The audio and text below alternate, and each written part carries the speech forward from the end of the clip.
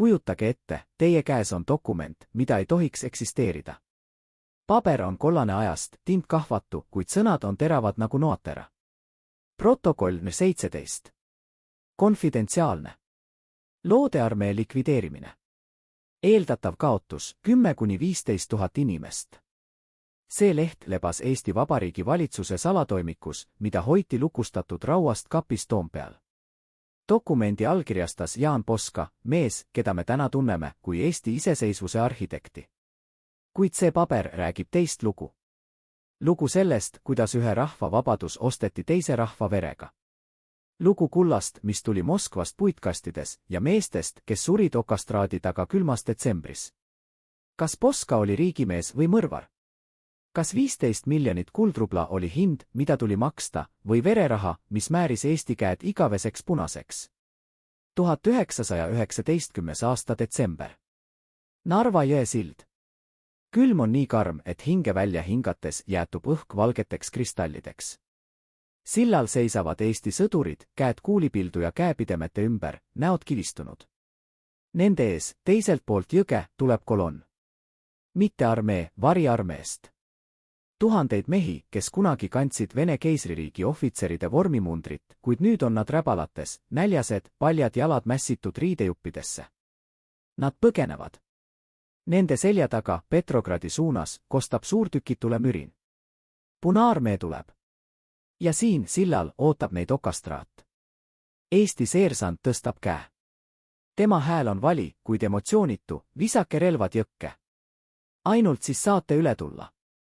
Esimesed mehed kõhklevad.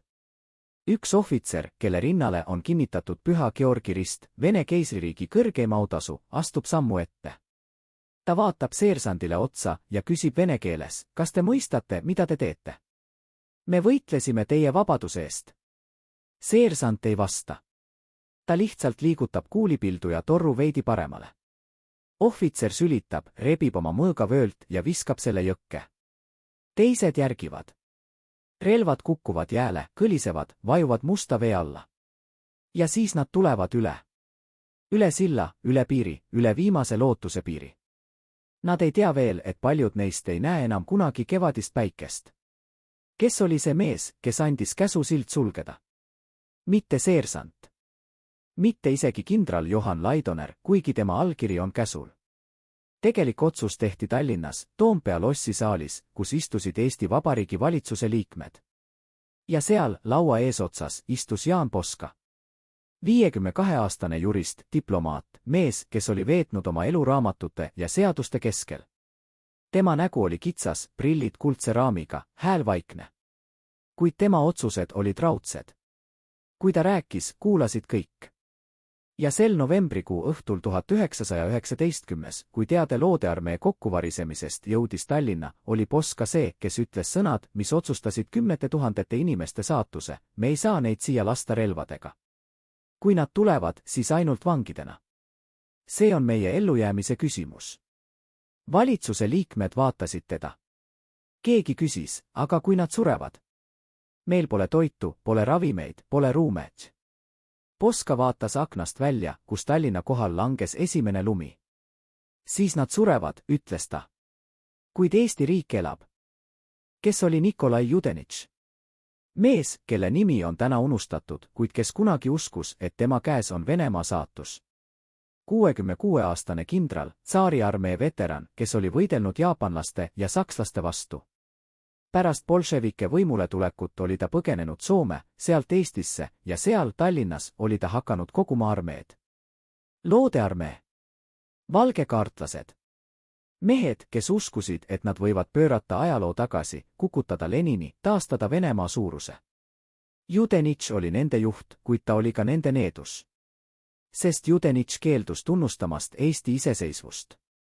Tema jaoks oli Eesti lihtsalt Venemaa provints, mis pidi pärast bolševike lüüasaamist naasma impeeriumi koosseisu. Ta ütles seda avalikult, korduvalt, ülbelt. Ja Eesti poliitikud ei unustanud. Kui loodearmee 2 korda tungis Petrogradile, toetasid Eesti väed neid, kuid poolsüdamelt. Kui Punaarmee lõi Judenitši lõplikult puruks oktoobris 1919, ei tulnud Eesti appi.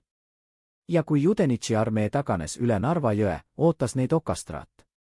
Judenitš ise põgenes hiljem Eestist, tema pagasist leiti üle 227 000 naelsterlingi sularaha. Samal ajal kui tema sõdurid surid nälga ja tüüfusesse Narva laagrites. Kas ta oli reetur? Või lihtsalt mees, kes ei suutnud mõista, et maailm oli muutunud? Kuid see lugu ei alga Narva sillal. See algab Tartus 5 nädalat varem. 5. detsembris 1919, kui Tartu Ülikooli peahoone saalis istusid vastamisi 2 delegatsiooni. Ühel pool laua Eesti esindajad, eesotsas Jaan Poskaga. Teisel pool Nõukogude Venemaa delegatsioon, mida juhtis Adolf Joffe, bolševik, revolutsionäär, mees, kes oli veetnud pool oma elust vanglas või põrandaaluses. Nad olid tulnud rääkima rahust. Kuid see ei olnud tavaline rahukõnelus. See oli kauplemine. Eesti tahtis iseseisvust, tunnustust, piire.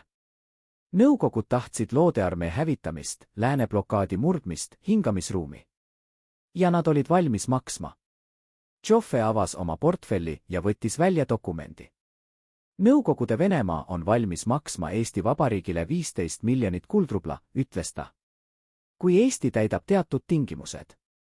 Poska luges tingimusi. Esimene tingimus, Eesti ei tohi lubada oma territooriumil vaenulikke vägesid. See tähendas loodearmeed. Teine tingimus, Eesti peab tagastama Nõukogude Venemaale kogu Vene keisririigi vara, mis on Eesti territooriumil. Kolmas tingimus, Eesti peab avama oma sadamad Nõukogude kaubandusele. Poska pani paberi lauale. Ta vaatas Joffet otsa. 15 miljonit, ütles ta. Puhast kulda. Joffe noogutas. Puhast kulda. 100%. Poska vaikis. Toas oli nii vaikne, et kuulda oli, kuidas akna taga tuul puhus. Siis ta ütles, me nõustume. Kas see oli reetmine? Või pragmatism? Poska teadis, et loodearmee on juba lüüa saanud. Ta teadis, et Judenitš ei tunnusta Eesti iseseisvust. Ta teadis, et kui Eesti keeldub Nõukogude nõudmistest, siis Punaarmee võib tulla üle piiri loodearmee kannul. Ja siis kaotab Eesti kõik. Kuid ta teadis ka, et kui ta nõustub, siis 10 000 inimesi, Vene ohvitsere, sõdureid, nende peresid, ootab surm. Mitte lahinguväljal. Vaid Eesti laagrites, külmas, haigustes, näljas. Kas ta magas sel ööl?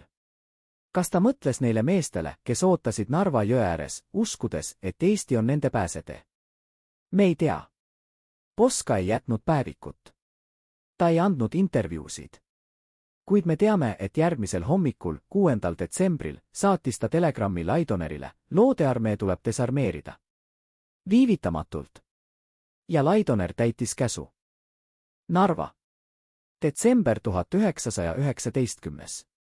Kreenholmi puuvillavabriku hooned, mis tavaliselt kõmisesid masinate mürinast, olid nüüd vaiksed. Kuid nad ei olnud tühjad. Nende külmades, kütmata tsehides, kivipõrandatel lebas tuhandeid mehi. Loodearmee sõdurid. Nad olid tulnud siia pärast desarmeerimist, uskudes, et see on ajutine peatuspaik. Kuid päevad muutusid nädalateks.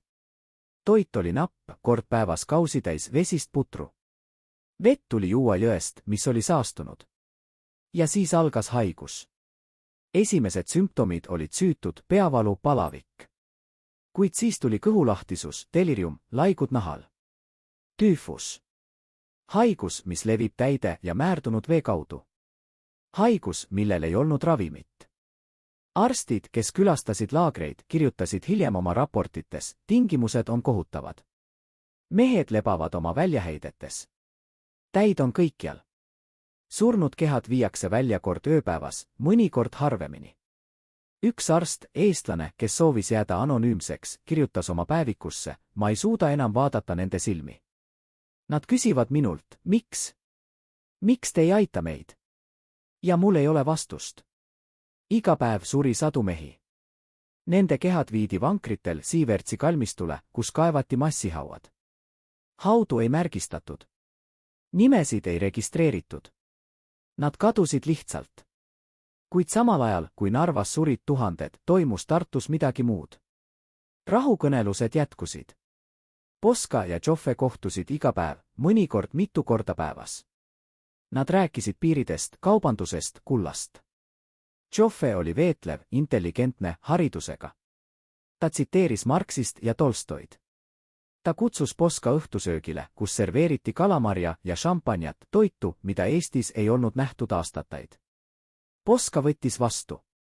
Nad rääkisid kunstist, kirjandusest, filosoofiast. Nad ei rääkinud Narva laagritest. Või kui rääkisid, siis ainult abstraktselt. Sõda on traagiline, ütles Joffe kord. Kuid rahu on võimalik ainult siis, kui mõlemad pooled on valmis ohvreid tooma. Poska noogutas. Ohvrid on vältimatud, ütles ta. Kas nad mõlemad teadsid, millest nad räägivad? Kas nad mõlemad nägid oma silme ees neid mehi, kes surid Kreenholmi tsehides? Või olid need lihtsalt numbrid, abstraktsioonid, vajalikud kaotused suurema eesmärgi nimel? 31. detsembril 1919 allkirjastati vaherahu. Sõjategevus lõppes. Kuid Narva laagrites jätkus surm. Jaanuaris 1920 saabus Tallinna Rahvusvahelise Punase Risti delegatsioon. Nad nõudsid luba külastada laagreid. Eesti valitsus kõhkles, kuid lõpuks andis loa. Punase Risti arstid tulid Narva ja nägid põrgut.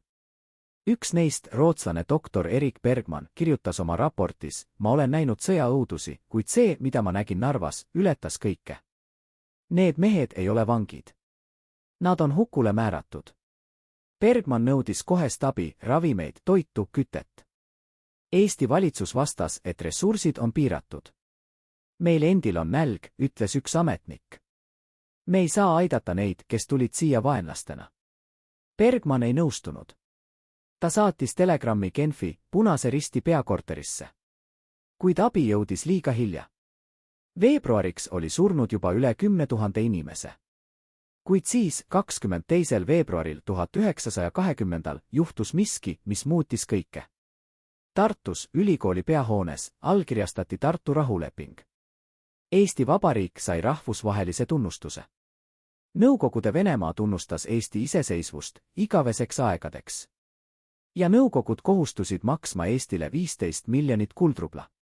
Poska seisis saalis, käsi südamel, ja kuulas, kuidas Eesti hümni esimesed taktid kõlasid. Tema silmad olid niisked. Hiljem, pressikonverentsil, ütles ta ajaloolised sõnad: täna on Eestile kõige tähtsam päev tema 700-aastases ajaloos. Me oleme vabad. Ajakirjanikud aplodeerisid. Keegi ei küsinud Narva laagrite kohta. Keegi ei küsinud, mis hinnaga see vabadus osteti. Või kui küsisid, siis Poska ei vastanud. Ta lihtsalt naeratas väsinult ja ütles: ajalugu mõistab. Kuid kas ajalugu mõistis? 2 nädalat pärast Tartu rahulepingu allkirjastamist, 7. märtsil 1920 suri Jaan Poska. Ametlik surmapõhjus: südameatakk. Ta oli 52 aastat vana. Mõned ütlesid, et stress ja ülepinge tapsid ta. Teised sosistasid, et ta ei suutnud elada koos oma südametunnistusega. Üks tema lähedane sõber, kes soovis jääda anonüümseks, rääkis hiljem: viimased nädalad enne surma oli Jaan muutunud. Ta ei maganud. Ta ei söönud. Ta istus oma kabinetis ja vaatas aknast välja. Kord küsisin temalt: mis sind vaevab? Ta vaatas mind ja ütles: ma näen neid iga öö. Neid mehi Narvas. Ma kuulen, kuidas nad küsivad: miks? Kas see on tõsi? Me ei tea. Kuid me teame, et Poska matustel oli kohal kogu Eesti poliitika eliit. Nad kiitsid teda kui kangelast, riigimeest, Eesti isa. Keegi ei maininud Narva laagreid. Keegi ei maininud 15 miljonit kuldrubla. Need olid saladused, mida ei tohtinud välja öelda. Ja kuld? 15 miljonit kuldrubla jõudis Eestisse märtsis ja aprillis 1920. 2 erirongid täis puitkaste. Igas kastis 3 kotti. Igas kotis kuldmündid või kangid. Kokku 11,6 tonni puhast kulda. Eesti Panga ametnikud lugesid ja kaalusid seda kulda nädalaid. See oli füüsiliselt ränk töö. Kuid see oli ka ajaloolik hetk. Esimest korda sai Eesti Vabariik oma kätte raha, mis ei olnud laenatud, ei olnud kingitud, vaid makstud. Makstud lepingu alusel, riigilt riigile. Ametlikult läks see kuld Eesti Panga reservi. See tagas Eesti marga stabiilsuse. Hiljem, 30ndate alguses, kanti see üle Inglise panka, kus see säilis läbi Nõukogude okupatsiooni. Kuid see on ametlik versioon. Teine versioon, mida sosistati Tallinna kohvikutes ja mida uurisid hiljem ajaloolased, räägib teist lugu. Lugu sellest, kuidas lisaks 15 miljonile liikus läbi Eesti aastatel 1920–1922 veel sadu tonne Nõukogude Venemaa kulda. Kulda, mis oli röövitud kirikutelt, tsaariperekonnalt, eraomanikelt. Kulda, mida bolševikud müüsid läände, et osta relvi ja toitu. Ja Eesti oli nende kulla pesumasin. Kes olid need inimesed, kes seda kulda pesid? Nimed on teada. Konstantin Päts, hilisem Eesti president, oli seotud Harju pangaga, mis vahendas Nõukogude kulla müüki. Jüri Jaakson, Eesti Panga esimene juhataja, allkirjastas tehinguid, mille detailid on siiani salastatud. Olid ka teised ärimehed, poliitikud, vahendajad.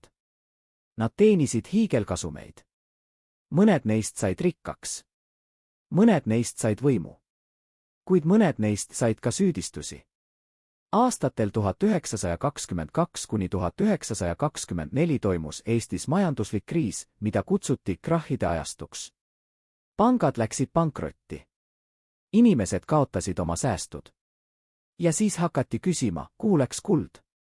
Mõned ajaloolased väidavad, et osa Lenini kullast, see kuld, mis tuli Eestisse pärast Tartu rahulepingut, sulandus sellesse hämarasse ärisse ja kadus. Kadus poliitikute taskutesse, välismaa kontodele, ajalukku. Kas see on tõsi? Arhiivid on osaliselt salastatud. Dokumendid on kadunud. Tunnistajad on surnud. Kuid küsimus jääb, kui 15 miljonit kuldrubla oli hind Eesti iseseisvuse eest, siis mis oli hind selle kulla eest, mis tuli pärast? Ja kes seda hinda maksis? Narva Siivertsi kalmistu. Tänapäev. Seal, kus kunagi olid massihauad, on nüüd väike mälestusmärk. Graniidist rist, millele on kirjutatud Loodearmee sõduritele, kes surid Eestis 1919–1920. Ei ole nimesid. Ei ole kuupäevi. Ainult number, ligikaudu 10 000. Iga aasta 25. detsembril tulevad siia mõned inimesed. Enamasti vanad naised, vene kogukonna liikmed. Nad toovad lilli, süütavad küünlaid. Nad palvetavad. Mõned neist on need, kelle vanaisad või vanavanaonud surid siin. Mõned neist on lihtsalt need, kes ei taha unustada. Üks neist, 85-aastane Jelena Sokolova, ütles mulle, minu vanaisa oli Loodearmee ohvitser. Ta suri Kreenholmis tüüfusesse. Tema nimi ei ole üheski nimekirjas. Tema hauda ei tea keegi. Kuid ma tulen siia iga aasta, sest keegi peab mäletama. Ma küsisin temalt, kas ta süüdistab Eesti valitsust. Ta vaikis pikalt. Siis ütles, ma ei tea. Sõda on kohutav. Kõik teevad kohutavaid asju. Kuid kas see tähendab, et me peame unustama? Kas see tähendab, et nende elu ei olnud midagi väärt? See on küsimus, mis jääb. Kas Jaan Poska oli kangelane või mõrvar? Kas Eesti iseseisvus oli väärt 10 000 vene elu? Kas 15 miljonit kuldrubla oli õiglane hind või vereraha? Ajaloolased vaidlevad. Mõned ütlevad, et Poska tegi ainuvõimaliku valiku. Eestil ei olnud ressursse Loodearmee toita ja ravida. Kui Eesti oleks keeldunud Nõukogude nõudmistest, oleks Punaarmee tulnud ja Eesti oleks kaotanud iseseisvuse. Loodearmee sõdurid oleksid nagunii surnud, kuid siis oleksid surnud ka tuhanded eestlased. Teised ütlevad, et see on õigustus. Et Eesti võinuks teha rohkem. Et Eesti võinuks nõuda Nõukogudelt abi Loodearmee jaoks. Et Eesti võinuks vähemalt püüda päästa neid, keda oli võimalik päästa. Kuid Eesti ei teinud. Eesti valis oma rahva. Ja see valik maksis 10 000 elu. Kuid see lugu ei lõpe siia. Sest kuld, mis tuli Moskvast, ei kadunud. See muutis Eestit.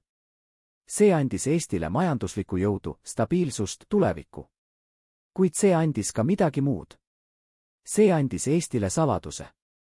Saladuse, mida ei räägitud avalikult. Saladuse, mis elas edasi sosistustes, kahtlustes, süüdistustes. Ja see saladus elab siiani. Iga kord, kui me räägime Eesti iseseisvusest, me räägime ka sellest kullast. Ja iga kord, kui me räägime sellest kullast, me peaksime rääkima ka neist meestest, kes surid Narvas. Sest ajalugu ei ole ainult kangelastest ja võitudest. Ajalugu on ka ohvritest ja valikutest. Ja mõnikord on need valikud nii rasked, et nad jätavad jälje, mis ei kao kunagi. Kuid kes olid need mehed, kes tegelikult surid? Mitte abstraktsioonid, mitte numbrid protokollides, elavad inimesed, kellel olid nimed, pered, lood. Üks neist oli Aleksandr Volkov, 31-aastane staabikapten, kes oli teeninud tsaariarmees 12 aastat. Tema viimane kiri abikaasale, kirjutatud Kreenholmi tehase külmal kivipõrandal, leiti alles 1996. aastast Peterburi arhiivist. Kiri on kirjutatud pliiatsiga, käekiri värisev, laused poolikud. Minu kallis Vera, algab see. Ma ei tea, kas see kiri jõuab sinuni. Siin, selles kohas, kus meid hoitakse nagu loomi, ei ole enam lootust. Eestlased ütlevad, et nad ei saa meid aidata. Nad ütlevad, et neil endil pole toitu. Kuid ma näen läbi akende, kuidas nende sõdurid söövad sooja suppi. Ma kuulen, kuidas nad naeravad. Ja meie siin, nende kaasmaalased, kes võitlesime koos nendega sakslaste vastu, me sureme nagu rotid. Tüüfus levib. Iga päev ärkame ja näeme, et keegi meist ei ärka enam. Eile suri minu kõrval Pjotr Grigorjev. Ta oli 23 aastat vana. Ta kutsus oma ema nime. Ma ei suutnud teda aidata. Ma lihtsalt hoidsin tema käest, kuni see muutus külmaks. Kiri lõpeb lausega, ütle meie pojale, et isa võitles lõpuni. Ütle talle, et isa armastas teda. Volkov suri 4 päeva pärast selle kirja kirjutamist. Tema laip visati massihauasse koos 137 teise mehega. Tema poeg, kes oli siis 3-aastane, ei näinud teda enam kunagi. Kas Jaan Poska luges kunagi selliseid kirju? Kas ta teadis, et tema otsus tähendas seda, et 3-aastane poiss kasvab üles ilma isata? Tartu. Jaanuar 1920. Samal ajal kui Narvas surid mehed külma ja haigusesse, istusid Tartu Ülikooli peahoone saalis 2 meest, kes otsustasid nende saatust ja rääkisid hoopis muust. Adolf Joffe, Nõukogude delegatsiooni juht, oli toonud Poskale kingituse, haruldase raamatu Tolstoi Sõda ja rahu esmatrükki. Poska võttis selle vastu, lehitses lehekülgi, naeratas. Te olete haridusega mees, ütles Joffe. Te mõistate, et ajalugu ei tee vahet heade ja halbade vahel. Ajalugu teeb vahet tugevate ja nõrkade vahel. Poska pani raamatu lauale. Ma mõistan, ütles ta vaikselt. Kuid kas see tähendab, et me peame loobuma inimlikkusest? Joffe vaatas teda pikalt. Siis ütles, inimlikkus on luksus, mida saavad endale lubada ainult need, kes on juba võitnud. Meie, teie ja mina, me oleme ikka veel võitluses. Ja võitluses ellujäämiseks ei ole ruumi sentimentaalsusele. Kas Poska nõustus? Tema nägu ei näidanud midagi. Kuid õhtul, kui ta naasis oma hotellituppa, kirjutas ta oma märkmiku lause, mille tema sekretär leidis alles pärast tema surma, kas ma olen riigimees või lihtsalt mees, kes õppis mitte tundma. See lause on ainus märk sellest, et Poska võis tunda kahtlust. Kuid avalikult ta seda ei näidanud. Järgmisel hommikul, kui ta istus läbirääkimiste laua taha, oli tema nägu jälle kivi. Ja kui Joffe esitas järjekordse nõudmise, et Eesti peab tagastama Nõukogude Venemaale kõik Vene keisririigi raudteevagunid, mis on Eesti territooriumil, nõustus Poska ilma vaidluseta. Sest ta teadis, igam ei võib tähendada, et kuld ei tule. Ja ilma kullata ei ole Eestil tulevikku. Kes veel teadis? Kes veel oli osa sellest vaikivast kokkuleppest, et loodearmee peab surema? Johan Laidoner, Eesti vägede ülemjuhataja, oli mees, kes täitis Poska käsu. Kuid kas ta tegi seda vastumeelselt või veendumusega? Laidoneri isiklik arhiiv, mis avati osaliselt 1999. aastal, sisaldab üht märkimisväärset dokumenti. See on Laidoneri käskiri oma ohvitseridele, dateeritud 9. detsembril 1919.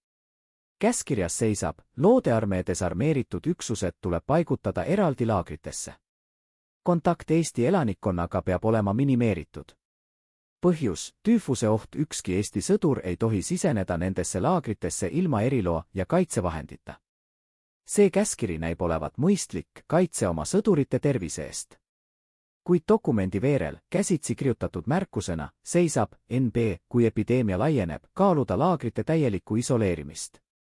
Vajadusel sulgeda kõik väljapääsud. Kes kirjutas selle märkuse? Laidoneri käekiri. Mis see tähendab? See tähendab, et Laidoner oli valmis muutma laagrid suletud tsoonideks, kust ei ole väljapääsu.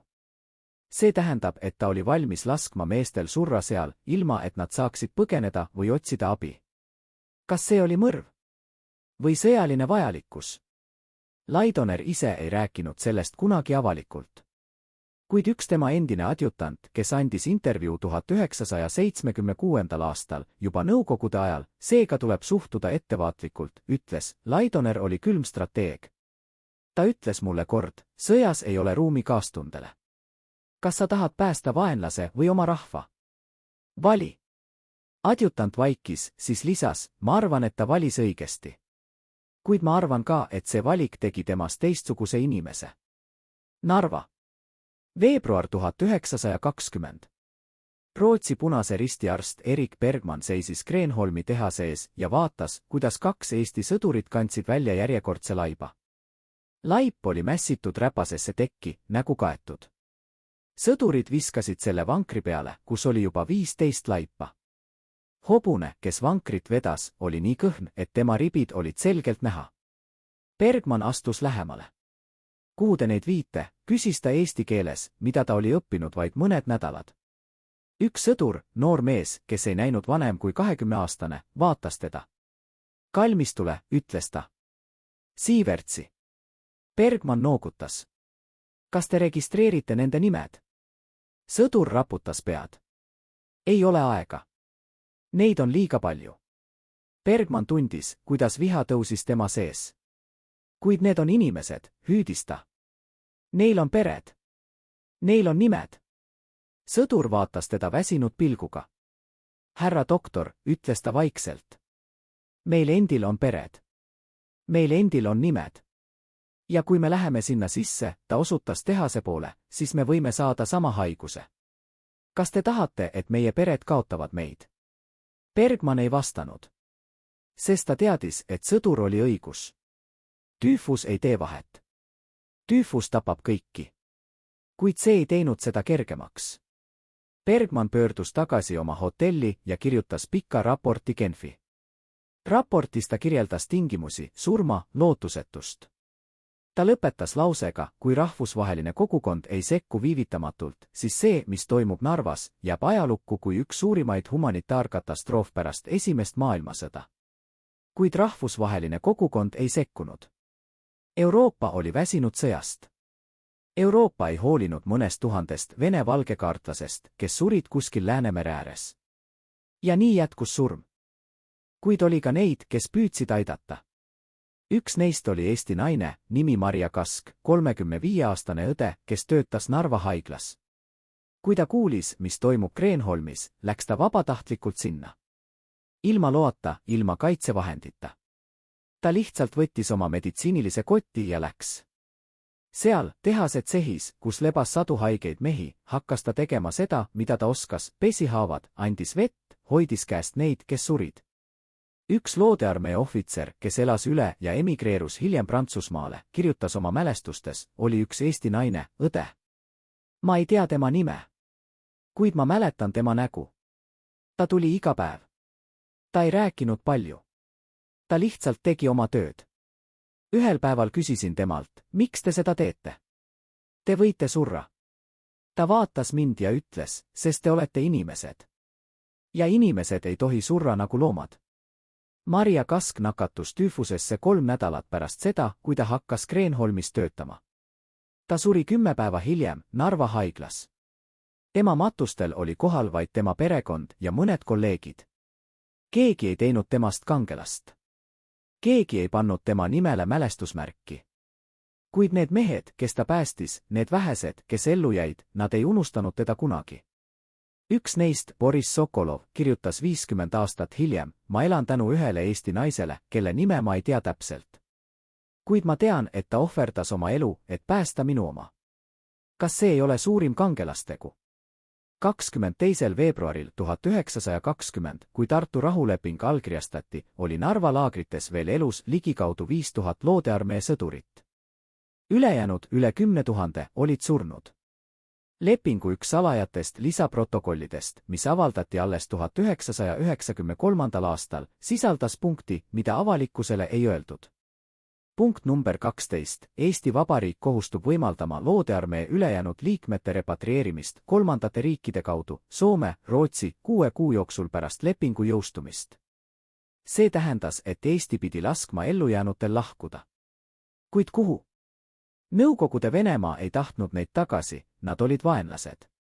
Soome ja Rootsi võtsid vastu ainult väikese arvu. Paljud jäid Eestisse, elasid põrandaaluses, töötasid mustalt, kartsid iga päev arreteerimist. Mõned neist said lõpuks Eesti kodakondsuse. Mõned emigreerusid edasi Prantsusmaale või Ameerikasse. Kuid kõik nad kandsid endas traumat. Üks neist, Pavel Denikin, mitte seotud kindral Anton Denikiniga, kes elas Eestis kuni 1914. aastani, andis enne surma intervjuu. Ta oli siis 97-aastane. Kas ma andestan Eesti valitsusele, küsis ta, kordates küsimust. Ma ei tea. Nad tegid, mida pidid tegema. Kuid kas see tähendab, et see oli õige? Ma nägin oma sõpru surevat. Ma nägin mehi, kes olid kangelased, kes olid võidelnud Saksamaa vastu, kes olid kaitsnud Venemaad, ma nägin neid surevat nagu koerad. Ja ma küsin, kas see oli vältimatu? Või oli see valik?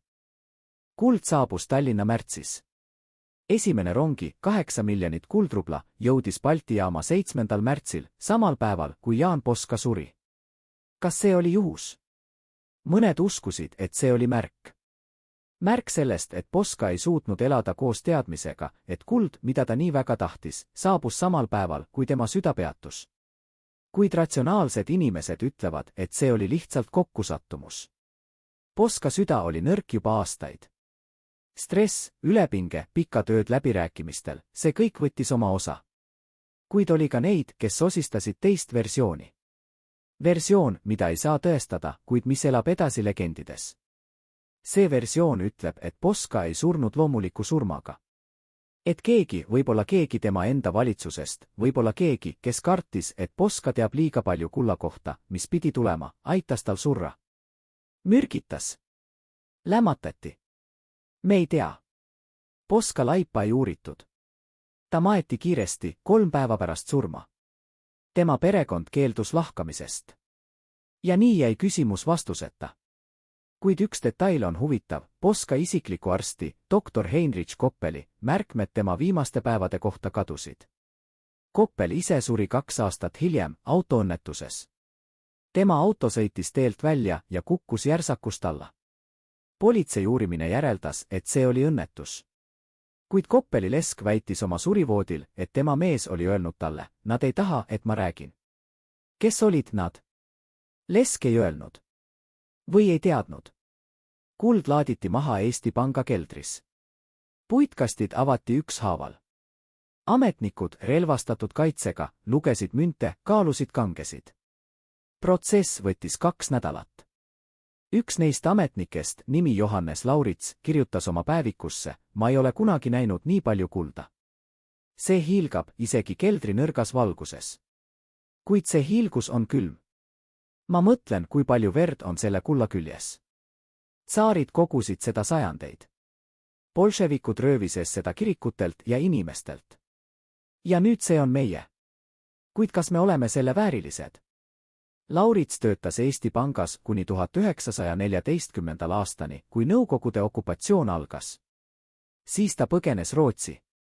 Tema päevik jäi Eestisse, perekonna kätte ja avaldati alles 1995. aastal. See on üks väheseid isiklikke tunnistusi sellest, mida inimesed tundsid, kui nad puutusid kokku selle kullaga. Ja see tunne ei olnud uhkus. See oli ebamugavus. Sest nad teadsid, isegi kui nad ei rääkinud seda valjusti, et see kuld ei olnud puhas. Kuid avalikkusele öeldi teist lugu. Ajalehed kirjutasid, Eesti Vabariik sai kätte oma õiglase osa Vene impeeriumi varast. See kuld tagab meie tuleviku, meie laste tuleviku. Poliitiline eliit rääkis uhkusega, me ei võtnud seda kingitusena. Me saime seda lepingu alusel, võrdse partnerina. Ja inimesed uskusid. Sest nad tahtsid uskuda. Nad tahtsid uskuda, et Eesti iseseisvus oli puhas, õiglane, teenitud. Nad ei tahtnud kuulda Narva laagritest. Nad ei tahtnud kuulda kümnetest tuhandetest surnud Vene sõduritest. Nad ei tahtnud kuulda Marja Kaskist, kes suri, päästes neid, keda tema oma valitsus oli hüljanud. Ja nii need lood mattusid. Mattusid arhiividesse, mattusid vaikimisse, mattusid ajalukku, mida ei räägita. Kuid ajalugu ei kao. Ajalugu elab edasi neis, kes mäletavad. Ja täna, üle 100 aasta hiljem, me peame küsima, kas me oleme valmis kuulema tõde.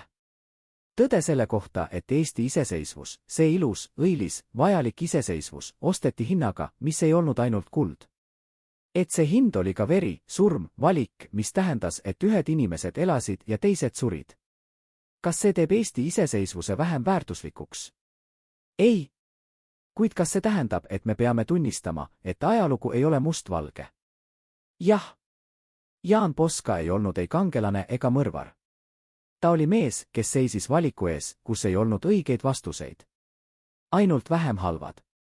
Ja ta valis. Kas me oleksime valinud teisiti? Kas me oleksime suutnud öelda Leninile, ei, teades, et see tähendab Eesti lõppu? Kas me oleksime suutnud päästa loodearmee, teades, et see võib tähendada oma rahva surma? Need on küsimused, millele ei ole vastuseid. Ainult valikud. Ja iga valik jätab jälje. Kuid oli üks mees, kes teadis rohkem kui keegi teine. Mees, kelle nimi ei ilmu üheski ametlikus dokumendis, kuid kelle vari langes üle kogu selle loo. Tema nimi oli Karl Menning, 51-aastane endine tsaari salapolitseinik, kes oli teeninud Ohrankas, keisririigi hirmuäratav luureagentuur. Pärast revolutsiooni oli Menning põgenenud Eestisse ja pakkunud oma teenuseid noorele vabariigile. Tema roll oli ametlikult nõustaja julgeoleku küsimustes. Kuid tegelikult oli ta midagi muud. Ta oli mees, kes teadis saladusi.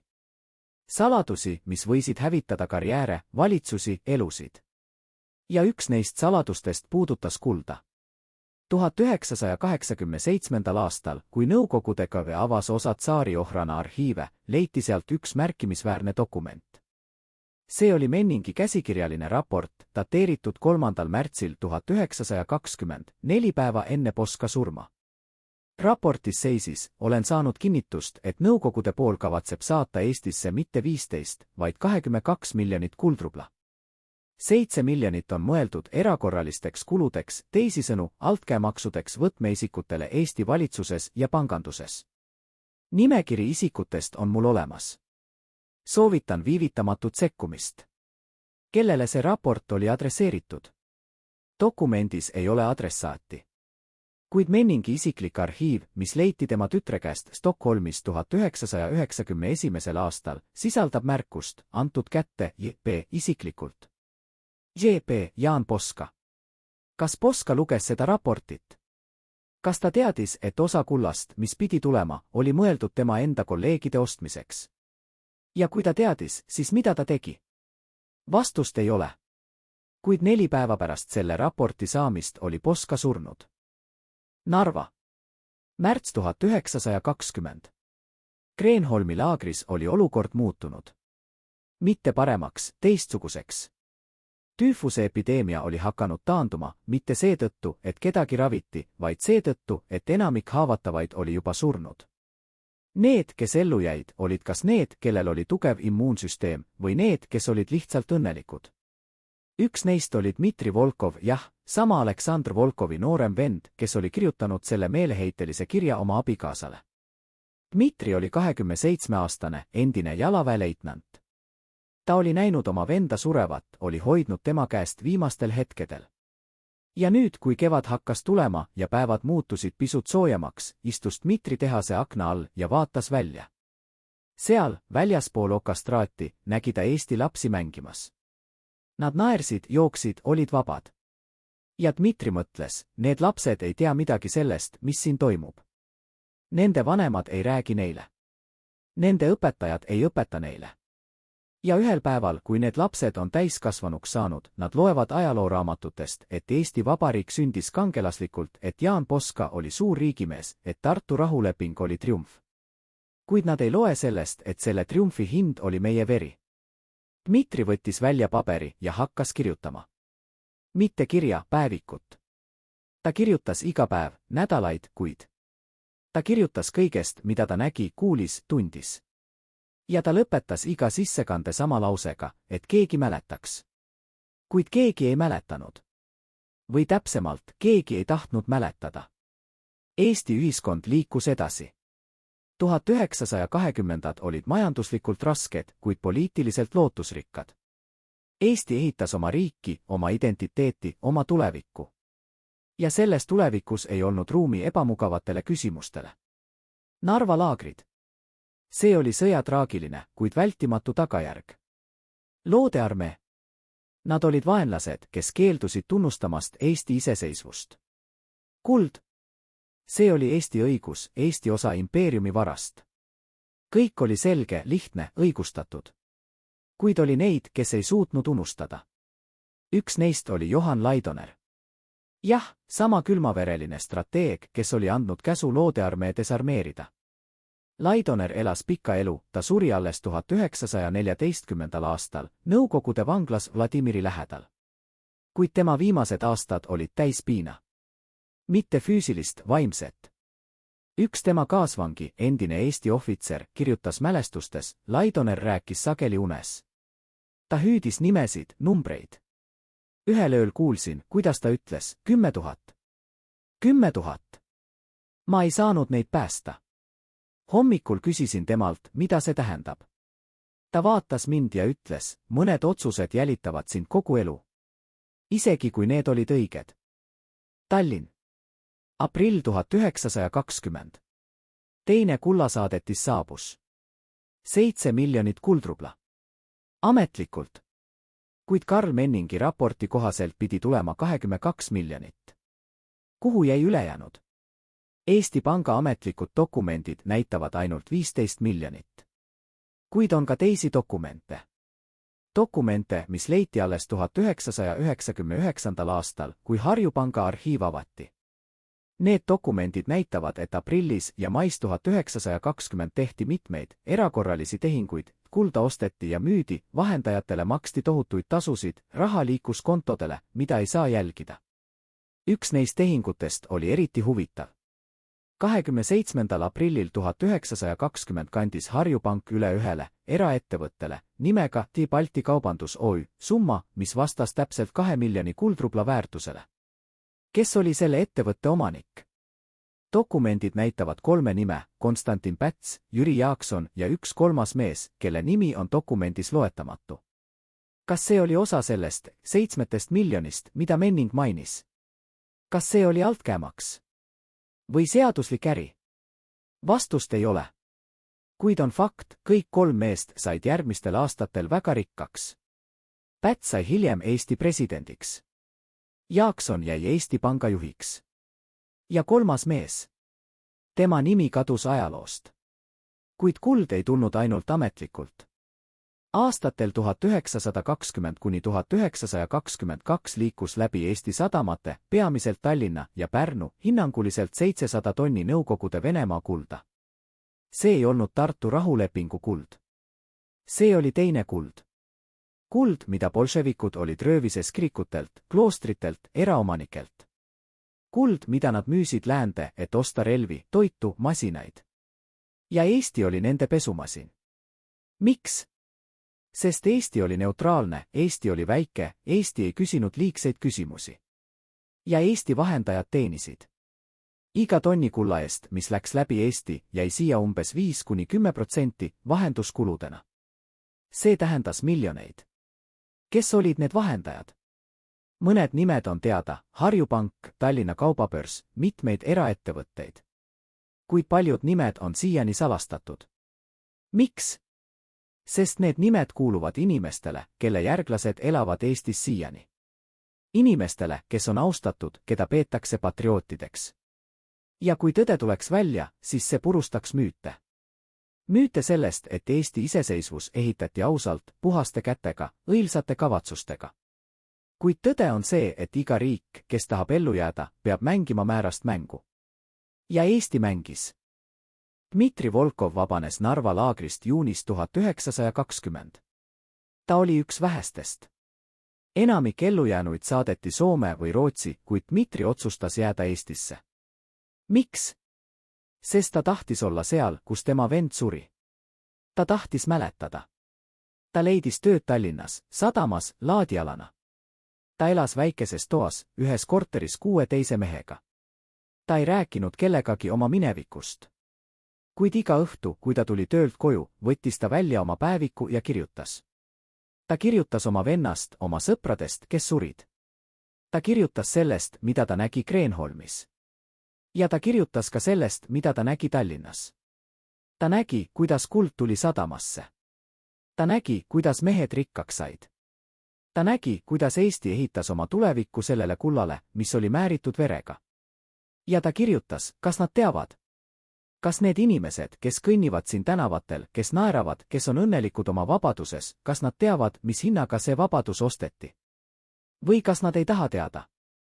Dmitri Volkov suri 1944. aastal, kui Nõukogude väed tulid tagasi Eestisse. Ta põletas oma päeviku enne, kui NKVD tuli tema järele. Kuid üks lehekülg jäi alles, see oli tema taskus, kui ta arreteeriti. See lehekülg leiti tema isiklike asjade seast pärast tema surma vanglas. Sellel leheküljel seisis ainult üks lause, kirjutatud väriseva käega, ajalugu ei unusta. Isegi kui inimesed unustavad. Kuid kes oli see, kes kõige rohkem võitis? Kes oli see, kellele Poska surm, loodearmee hävitamine, kullatulek, kõik see oli kõige kasulikum? Vastus on lihtne ja samas keeruline. Lihtne, sest faktid on selged. Keeruline, sest need faktid on ebamugavad. Mees, kes võitis, oli Konstantin Päts. Jah, sama Päts, kes sai hiljem Eesti presidendiks, keda peetakse üheks Eesti iseseisvuse rajajaks. Kuid vaatame fakte. 1919. aastal oli Päts poliitiliselt nõrk. Ta oli kaotanud võimuvõitluse Poskale. Ta oli majanduslikult raskustes, tema ettevõtted olid pankrotis. Kuid 1920. aastal muutus kõik. Pärast Poska surma sai Päts uuesti võimule. Tema ettevõtted hakkasid õitsema. Tema pangakontod täitusid. Kuidas? Ametlik versioon ütleb, ta oli andekas ärimees, ta tegi õigeid investeeringuid. Kuid arhiivid räägivad teist lugu. Need näitavad, et Päts oli seotud peaaegu kõigi suurte kullatehingutega, mis toimusid Eestis aastatel 1920 kuni 1922. Ta oli Harju Panga nõukogu liige. Ta oli seotud Balti Kaubandus OÜ-ga. Ja tema isiklik varandus kasvas nendel aastatel umbes 10 korda. Juhus? Või midagi muud? On veel üks detail, mis on häiriv. Jaan Poska surm. Ametlik versioon, südameatakk. Kuid oli ka teisi versioone. Üks neist tuli Karl Menningilt. Jah, sama Menning, kes kirjutas raporti 7 miljoni kohta. Menning põgenes Eestis 1921. aastal, pärast seda, kui ta sai surmaähvardusi. Ta elas Saksamaal, hiljem Rootsis. Ja seal 1935. aastal andis ta intervjuu ühele väikesele emigrantide ajalehele. Selles intervjuus ta ütles, Jaan Poska ei surnud loomuliku surmaga. Ta teadis liiga palju. Ta oli ainus, kes võis peatada kullavarguse. Ja seetõttu ta pidi surema. Ajakirjanik küsis, kes ta tappis. Menning vastas, ma ei saa nimetada nimesid. Kuid ma ütlen seda, vaadake, kes sai kõige rohkem kasu tema surmast. Ja te leiate vastuse. Kas see on tõsi? Me ei tea. Menning suri 1938. aastal, müsteersetel asjaoludel, ta kukkus oma korteri aknast välja. Politsei uurimine järeldas enesetapp. Kuid tema perekond ei uskunud seda kunagi. Narva Siivertsi kalmistu. Tänapäev. Seal, kus lebavad 10 000 nimetut surnud, on nüüd väike mälestusmärk. Kuid see ei ole ainus koht, kus nad lebavad. Sest tõde on see, et me ei tea täpselt, kus kõik nad on, massihaudu oli palju, mitte ainult Siivertsis. olid hauad ka Kreenholmi tehase taga, metsas. Olid hauad Narva jõe kaldal. Olid hauad kohtades, mida täna katavad hooned, teed, parkimisplatsid. 1999. aastal, kui Eesti ja Venemaa ajaloolased tegid koostööd, et kaardistada kõik loodearmee matmispaigad, leidsid nad 32 erinevat kohta. Kuid nad ütlesid ka, see ei ole kõik. On kohti, mida me ei leia kunagi. Sest neid ei registreeritud. Neid ei märgistatud. Inimesed, kes neid maatsid, on surnud. Ja maa on neid neelanud. Üks neist ajaloolastest, Reigo Rosenthal, ütles mulle, iga kord, kui ma kõnnin Narvas, ma mõtlen, ma kõnnin võib-olla kellegi haua peal. Kellegi, kes oli kedagi poeg, kellegi abikaasa, kellegi isa. Ja keegi ei tea, et ta on siin. Kuid lõpuks jääb küsimus, kas see oli vältimatu? Kas Eesti tõesti ei saanud teha midagi muud? Mõned ajaloolased ütlevad jah. Nad ütlevad, Eesti oli väike, nõrk, ümbritsetud vaenlastest. Eesti pidi tegema kõike, et ellu jääda. Ja kui see tähendas loodearmee ohverdamist, siis see oli vältimatu. Teised ütlevad ei. Nad ütlevad, Eesti võinuks nõuda nõukogudelt abi loodearmee jaoks. Eesti võinuks nõuda rahvusvaheliselt kogukonnalt sekkumist. Eesti võinuks vähemalt püüda. Kuid Eesti ei püüdnud. Eesti valis kõige lihtsama tee, vaadata kõrvale. Ja see valik tähendas 10 000 surnut. Kes on õigel? Ma ei tea. Kuid ma tean seda, ajalugu ei ole mustvalge. Ajalugu on hall. Ja selles hallis tsoonis, kus ei ole õigeid vastuseid, ainult vähem halvad valikud, seal elas Jaan Poska. Seal elas Johan Laidoner. Seal elas Konstantin Päts. Ja seal elame meie kõik, kes peame täna otsustama, kuidas me mäletame. Kas me mäletame ainult kangelasi ja võite? Või mäletame ka ohvreid ja valikuid, mis neid ohvreid nõudsid?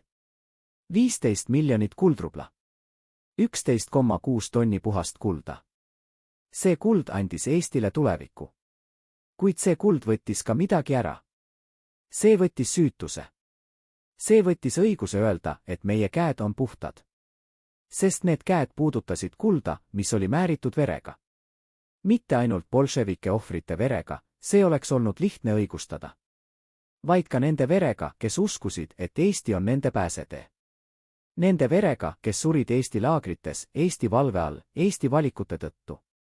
Kas see tähendab, et Eesti iseseisvus on vähem väärtuslik? Ei. Kuid kas see tähendab, et me peame tunnistama tõde? Jah. Tõde selle kohta, et iga vabadus maksab. Ja mõnikord see hind on nii kõrge, et me ei suuda seda kunagi täielikult tasuda. Me saame ainult mäletada. Mäletada neid, kes maksid.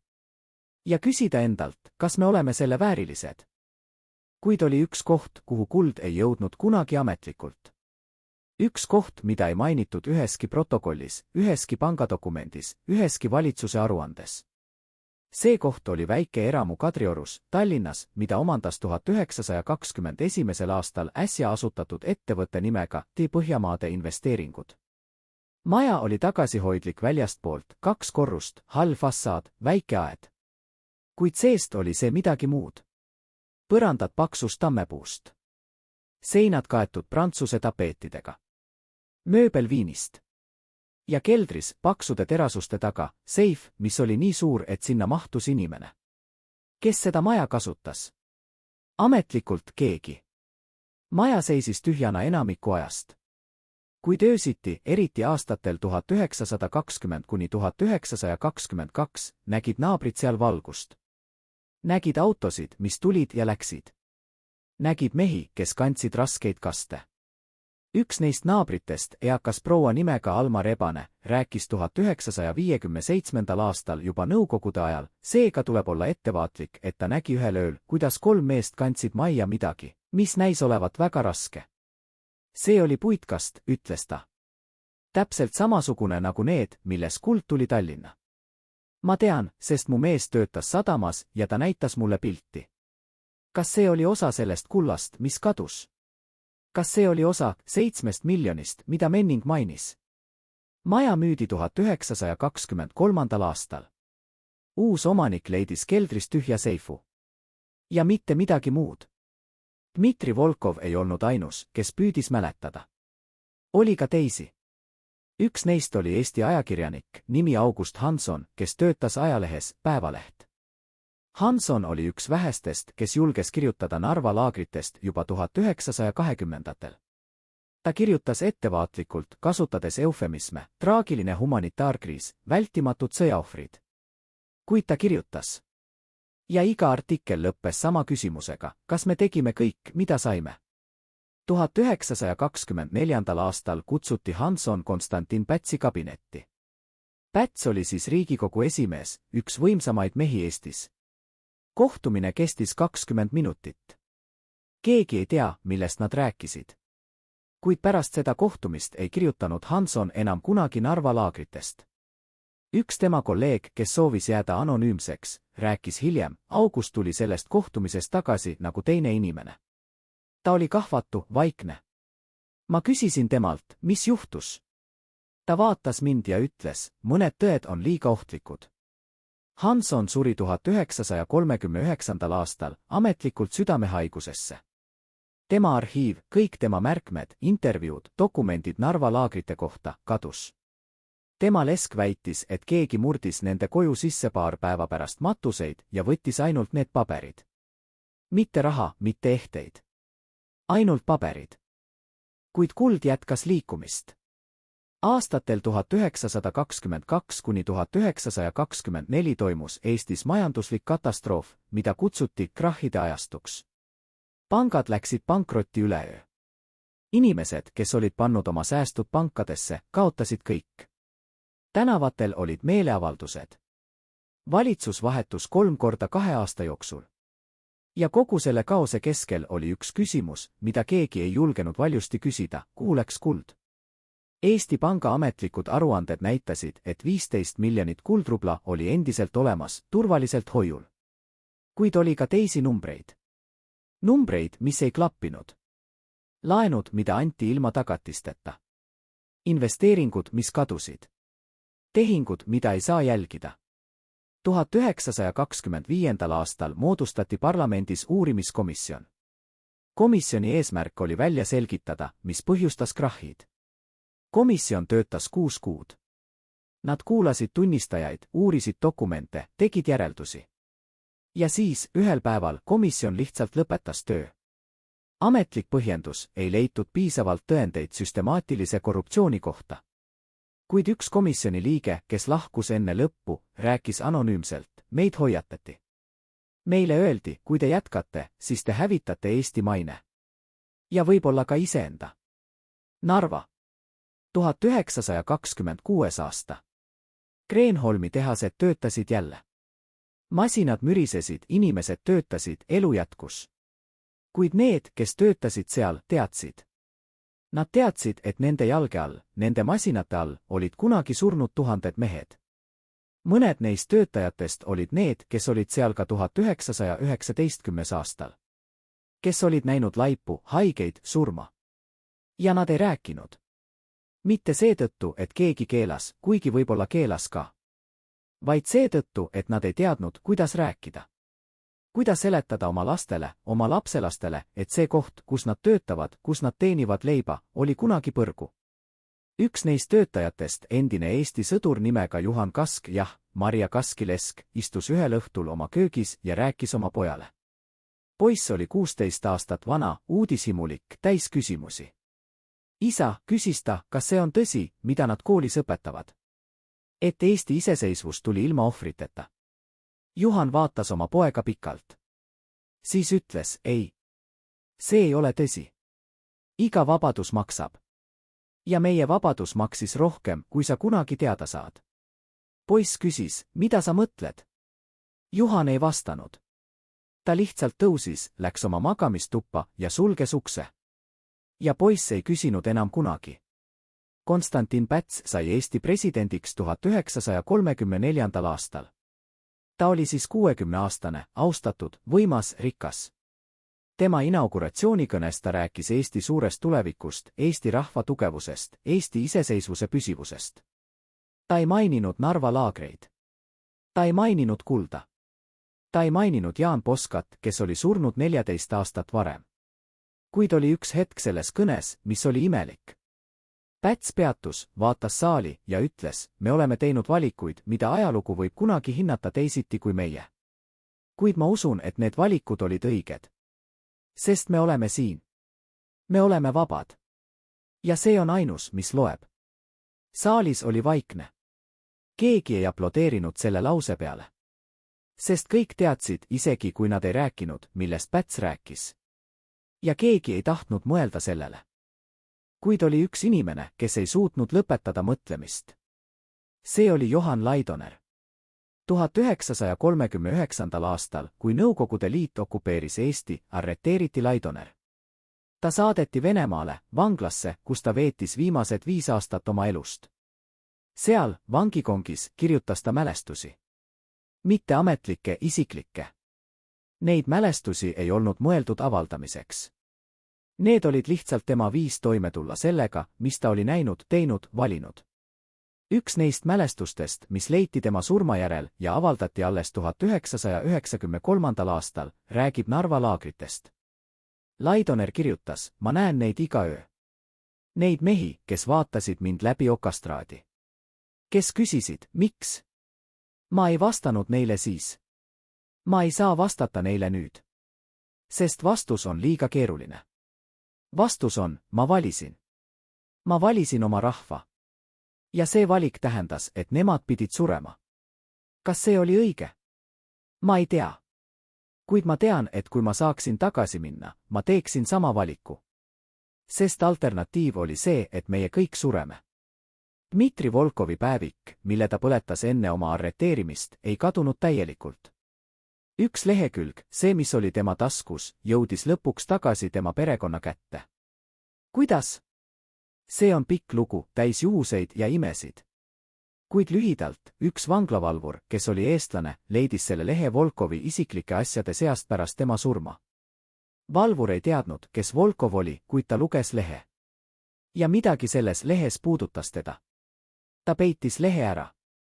Aastakümneid hiljem, kui ta oli juba vana mees, elades Eestis pärast iseseisvuse taastamist, andis ta selle lehe Eesti Ajaloomuuseumile. Ja seal see on täna. Üks lehekülg, kollane ajast, tintkahvatu. Ja sellel leheküljel see lause, ajalugu ei unusta.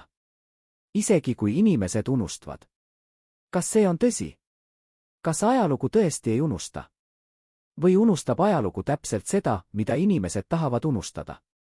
1944. aastal, kui Nõukogude väed tulid teist korda Eestisse, oli üks esimesi asju, mida nad tegid, Eesti Panga arhiivi hõivamine. Nad võtsid kõik dokumendid, kõik aruanded, kõik tõendid selle kohta, mis juhtus kullaga. Need dokumendid viidi Moskvasse. Osa neist avaldati hiljem, Nõukogude propaganda osana, vaadake, kuidas kodanlik Eesti varastas rahva raha.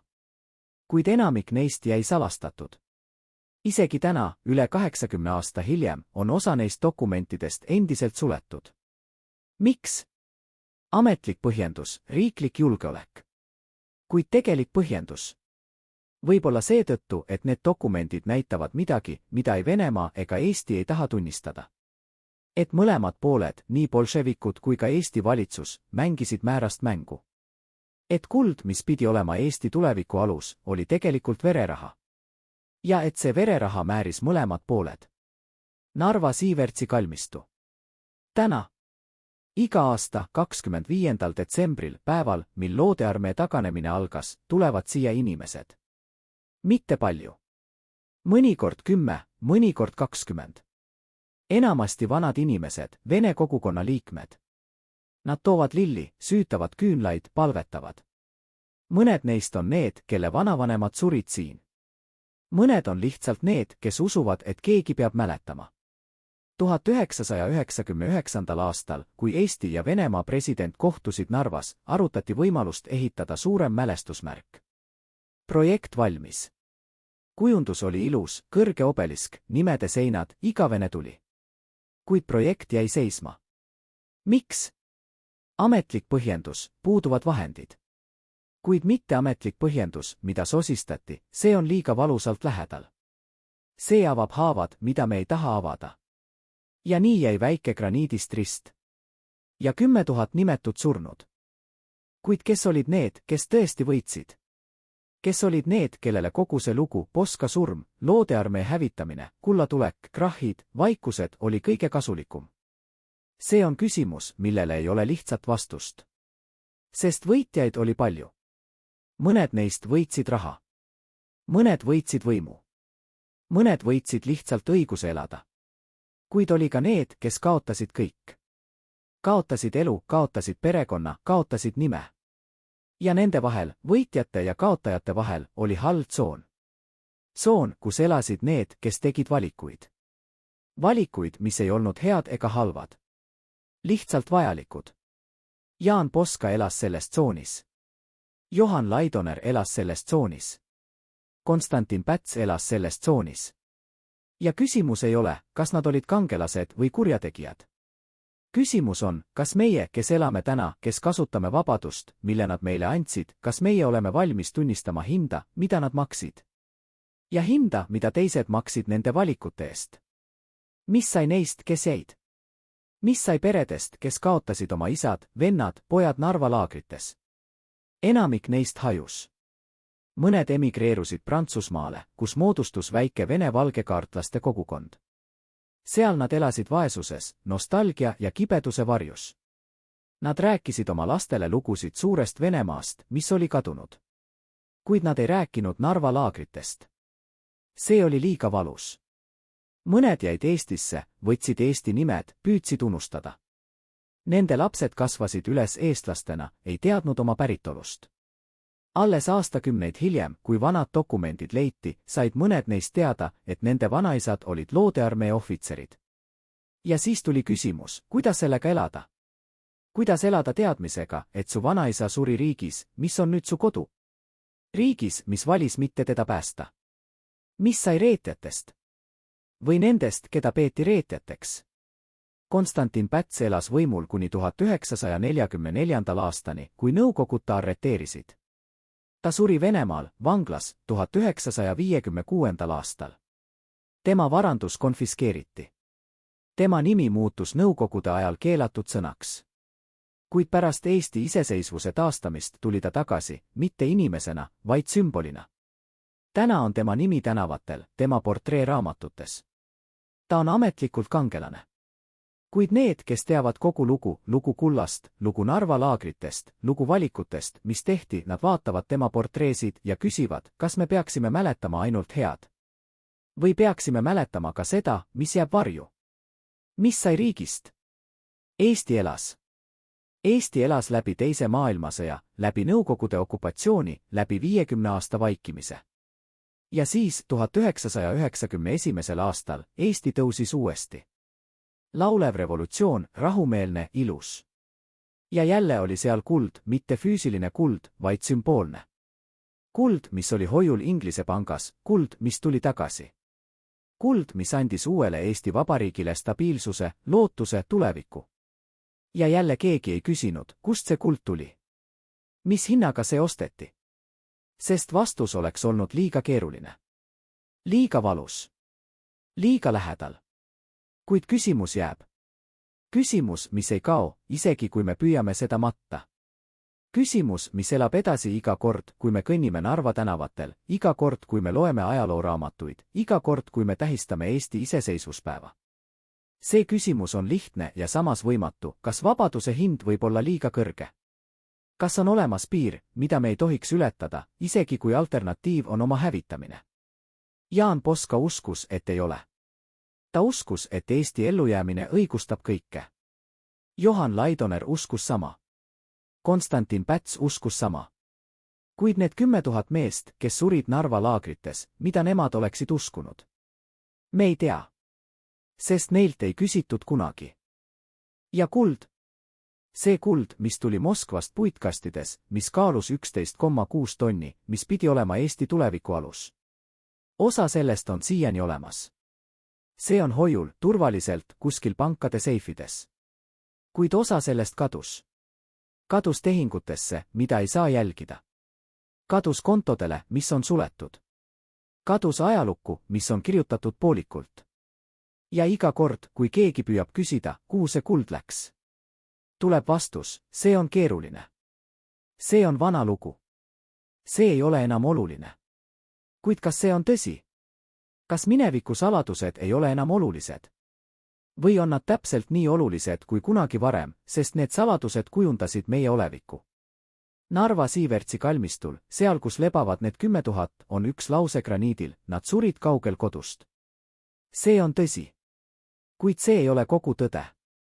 Kogu tõde on see, nad surid, sest keegi valis, et nad peavad surema. Keegi otsustas, et nende elud on vähem väärtuslikud kui teiste elud. Keegi kalkuleeris, et 10 000 surnut on vastuvõetav hind 15 miljoni kuldrubla eest. Kas see keegi oli Jaan Poska? Osaliselt. Kas see keegi oli Vladimir Lenin? Osaliselt. Kuid tegelikult oli see keegi meie kõik. Kõik, kes valisime elada selles maailmas, kus riigid peavad tegema valikuid. Kus ellujäämine nõuab ohvreid.